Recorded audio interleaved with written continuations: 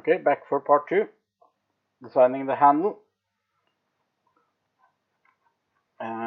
Some short tips as well. You can move around holding down the middle mouse button. You can move it around. Zoom in and out by rolling the middle mouse button. If you hold down shift and then hit the middle mouse button, it can be moved around more like an orbit. This can also be chosen down here. So we'll see it from the top now. And we can also see here that we have the design history has filled out. This was when we create the shell inside it. And now we will want to make this one taller, because we want to make a handle of it, and it's easy just to make it longer, taller, than to create a new one. So you can also go back in time here, and you see that now it doesn't have a shell. You can right click down here and edit feature, and just type in 100 millimeters.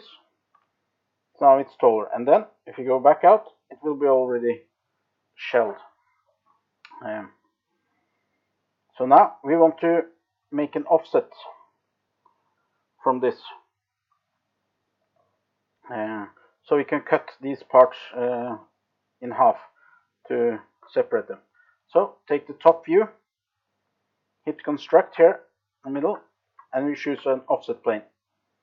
Now we want this to be from the stand itself, on the bottom part of the stand. So we'll select this. We can select other places the offset planes to start for, including a plane outside. Then we would have to turn this one off, the origin. There, then we can also use this one. But we would like to, in this case, start from the surface of the bottom or stand. So I'll hit there, and we want this to be 20 millimeter, as was the original length. So now when we see it from the front, this part is now 20 millimeters. And what we can do then is to go to modify, and you can split this, split body. This is also possible to use the S for the toolbox again, split body. And then it wants which body do we want to split. We want to split this one, and which tool do we want to split it with. And we can then select here and find this line here. When you hit it, it will show up. To make it easier, you can just go here. That's it. Can go to front again. Yeah, that's what we want. Okay, now these two are split, and we have now two bodies here on the left hand side. Body 1, that was the original one we created, and now we have a body 2, which is the one on top. So we can turn off the one on the bottom, and now we have a cylinder here.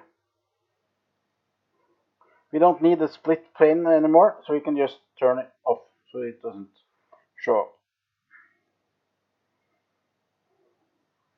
Now we can turn this one on again.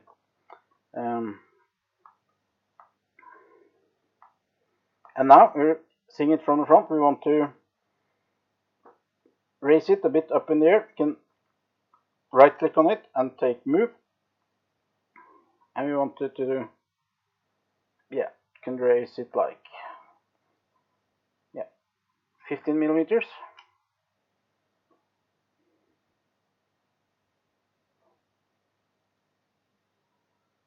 Well, that didn't happen. Try again.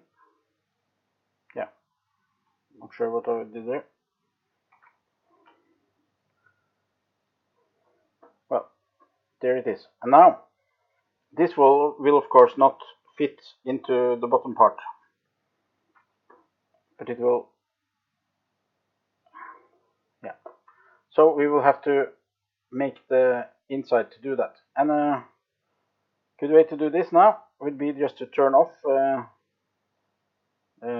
the bottom body, and we can take this one and take it from top view again.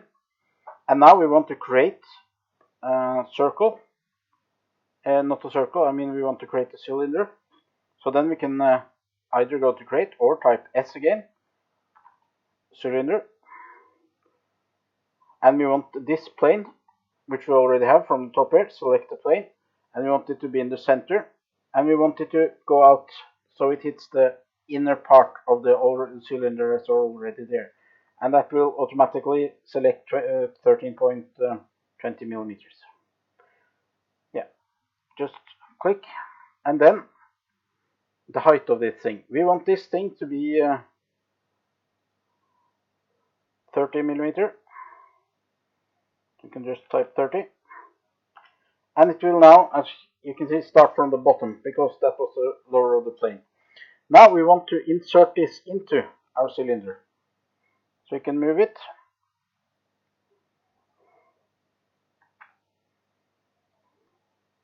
into our hollow cylinder. Move it, and then see it from the front side, so it's approximately equal on both sides. That will mean around 15 millimeters.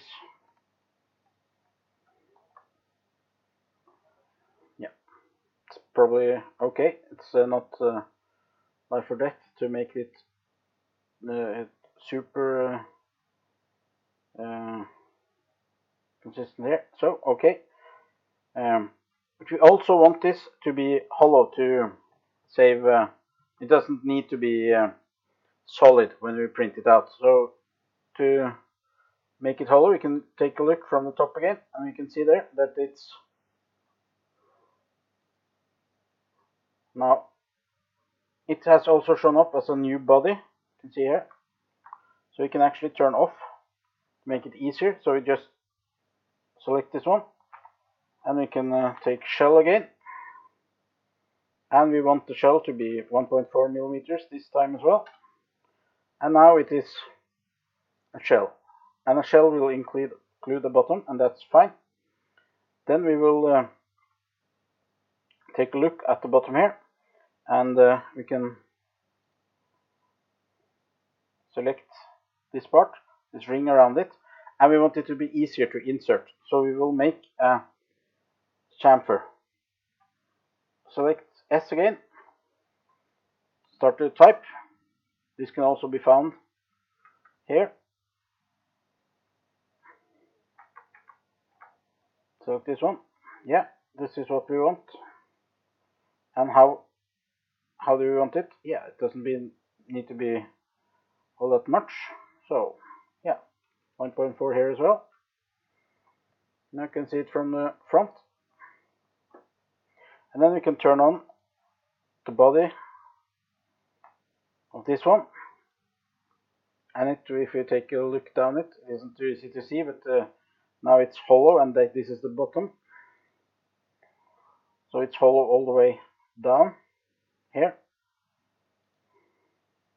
And to make it easier, we can combine these two. So we will go to modify and combine them.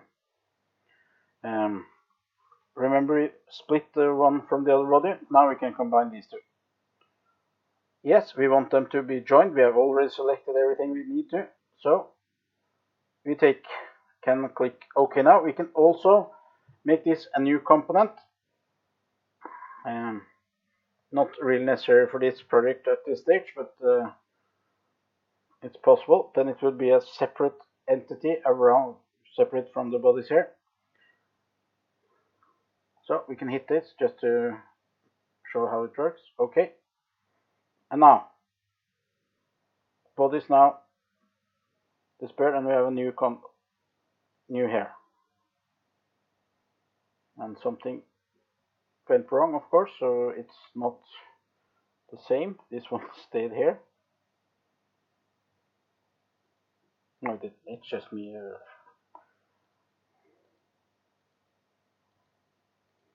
Yeah. So here we have it. We can just call this component. Click it here. Handle.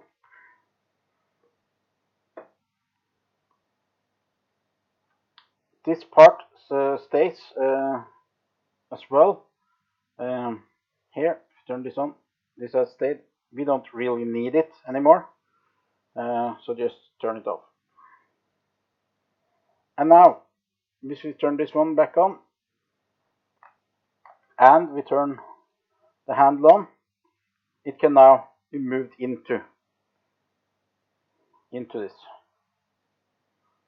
So, if now, click move,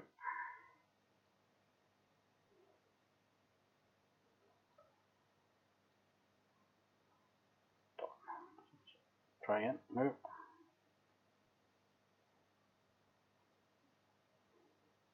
and it will fit in here.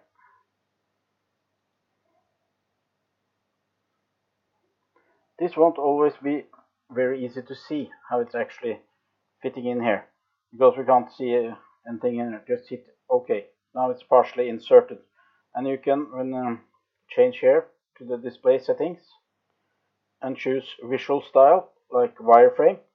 You can see it's going in.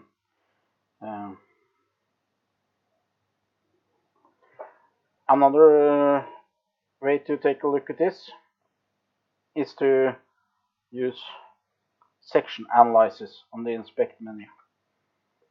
Then it can cut out something. And now we want this to be turn on origin again. We want to see it from the side, so we'll hit this one. And now you can see here how it's going into. Now, the hollow part is this, the gray here. Take just OK. We can turn off the origin here again, so it's not in the way. So this is now empty space, the gray areas in here. And the pink one, that's where the plastic part, the actually physical part, and it slides into the blue here, which is the other physical part of it. So this is an easy way to actually take a look at how does this actually look into it, and how is it fitting? Yeah, and behaving the way we want it to. And yes, it seems to do exactly that. To get out of this view, you must turn off analysis here. Various things we do will show up here on this browser view. So good. Then we can easily be turned off in a later time. So just turn it off. And now we have this part as well. These two parts are now finished. But of course we need something on the top of this to be able to actually hold on to the part we want it to hold on to. But this was the end of part 2.